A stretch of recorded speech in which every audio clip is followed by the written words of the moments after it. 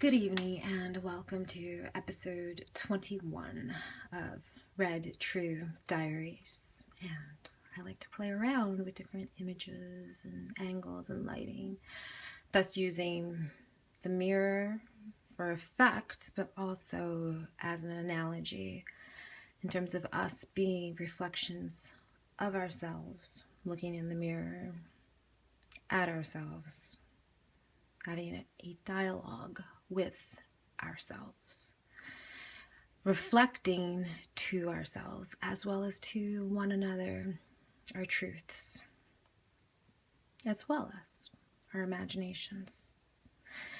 It also is reflective of a chip on my shoulder that I do have in regards to this information not being out here enough.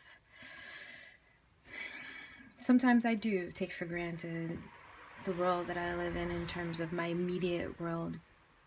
I'm very grateful for the friends that I have amassed over the years. I don't take them for granted. It is a gift, as I've oftentimes said, to have anyone to speak openly and candidly with. And I know some don't have anyone, especially to ask such candid questions as the ones that I'm asking, that's doing this. And even though it is around 2:15 a.m. and I've already fallen asleep and woke back up to make sure that I did this video, I have no complaints. Every day that goes by, this becomes that much more important of a project for me to do. The feedback that I am getting, thank you, more females than males, and I'm so happy about that because I wasn't sure, has been positive. And please do send any questions, comments, concerns, any ideas that you might have that you want to see to redtruediaries@gmail.com. One cool thing that I started to do today was finally watch the Vagina Monologues. That's the production put on, it's a play, one-person play put on by Eve Ensler. I've mentioned her in future episodes. I saw a great TEDx talk that she did. But she has a show that you can find on YouTube, and you can watch it on, they have an HBO channel that you can watch it and buy it from too, called The Vagina Monologues. And I actually remember hearing about it and seeing it on the marquee at different theaters in the late 90s. And early 2000 too. It had a decent run, and yeah, I just took it for granted. I'm like, oh, the Vagina Monologues. Actually, sex was never an issue for me in terms of wanting to learn more or supporting it or feeling empowered. So I just didn't take it as that serious or that important to check it out. I wish I had, but I'm glad that I can see it on recording. And personally, I wish to carry on her torch and do my thing, that's this, in my own way. And I just started watching the parts. There are multiple parts on YouTube, so I've seen the first 2 parts where she talks about people's ideas of the vagina and the word itself, and then she goes into hair. It's funny, after doing the episode yesterday about hair, to shave or not to shave, as well as the flood in a woman who apparently had a hysterectomy and just had never talked to anyone about her vagina, her experiences regarding anything, including getting wet, extremely wet. And she was in her early 70s, and she felt ashamed on a certain level of that having happened to her, especially after how a certain guy treated her because of it, because she had apparently soaked his car seat, and he made her feel ashamed of that and never spoke to her again. And Eve recounts her story, and the woman who she interviewed said that it was the first time she ever spoke on these things, and it felt really good for her to do. So actually, I should, instead of, I'll look at myself, but I'll look at the camera too. So instead of, I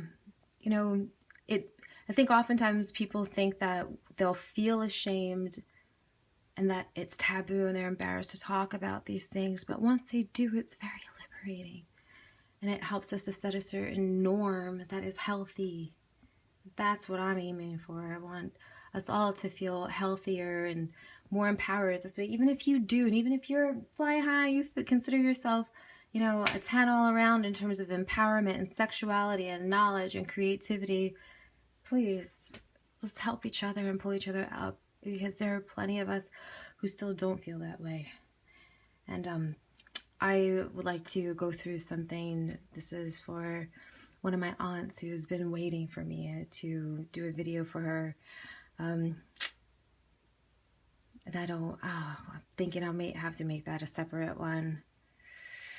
Yeah, I'll save that for tomorrow. Tomorrow's episode, I'm going to get into the art of meditation and show a certain technique that I like to use to help me be focused, grounded, relaxed, and to feel more at one with all that is, so that it's easier to just rest and be comfortable in my own skin. And that's what I'm hoping for everyone, as well as many people who would like that. No force, just an invitation that that's what you would like to do in terms of helping you live a more orgasmic life, to be simply calmer, to possibly invite other feelings and thoughts into your world that could help you feel more balanced and at ease and at harmony. It's here. It's out in the world.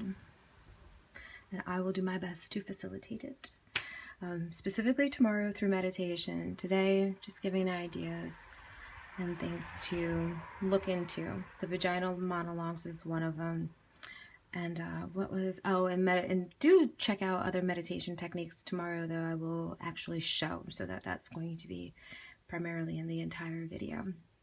And I'd like to end with the fact that I would say, if this is my diary entry for today, is that today I met a guy who I didn't know at first. He's a cop.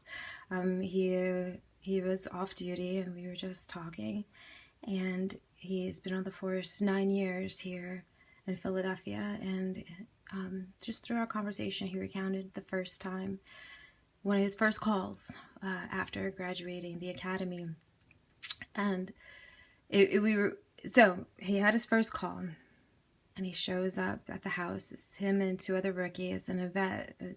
And at first it's just he and the rookies go upstairs. It was a domestic violence call. And he sees pictures of this beautiful woman who was a model. And he said that the bathroom sink had been shattered. And apparently her big, incredible hawk-looking boyfriend had pushed her head down into the sink while she was washing her face after or during their fight. And her face had become mangled. And the conversation led to how you can talk to people who have done something like that and not get into a brawl. Because the vet came in basically and told the guy, listen, if you know what's good for you, you won't have us beat you down and drag you outside. Well, you'll just come willingly. And the guy did. But what stuck with me was the woman, as I'm sure that wasn't the first time. I'm fairly certain. And this was only 9 years ago. And I've never been in that situation, but I have put up, say, with verbal and emotional abuse. And abuse is abuse, no matter what. And I like to help us all think better of ourselves, be able to have the strength to be on our own versus stay with someone who's abusing us for whatever reason, whether it's financial, like for, say, security, if that person is living with you, or even if that person is the father of your children, or if they're a family member, whatever the case may be. Just like Tina Turner, whom I mentioned in another previous episode, I think she left her husband at the time and took off, I think with, I think she had a couple kids with him too. I don't know if she took the kids or not, but I know that she only had, say, a couple of dollars in her pocket. But when you make a decision to do something, especially when it's for the better, you find a way. Like the woman Diane Nyad said, who swam from Cuba to Florida with her badass self in 52 hours. I can't believe that, but her TEDx talk is about finding a way. And that's what came to mind, that despite having a long day and being very tired, I still, yes, and I even fell asleep in this dress. Doing these videos and helping the feminine is not an option. I will find a way to be here and do what I can to do my part to help us all thrive and to feel more at one in our natural selves. That's about it for tonight. That's enough. I'll let you digest that and hopefully spread the love. So thank you for watching and listening. I love you very much. Good night.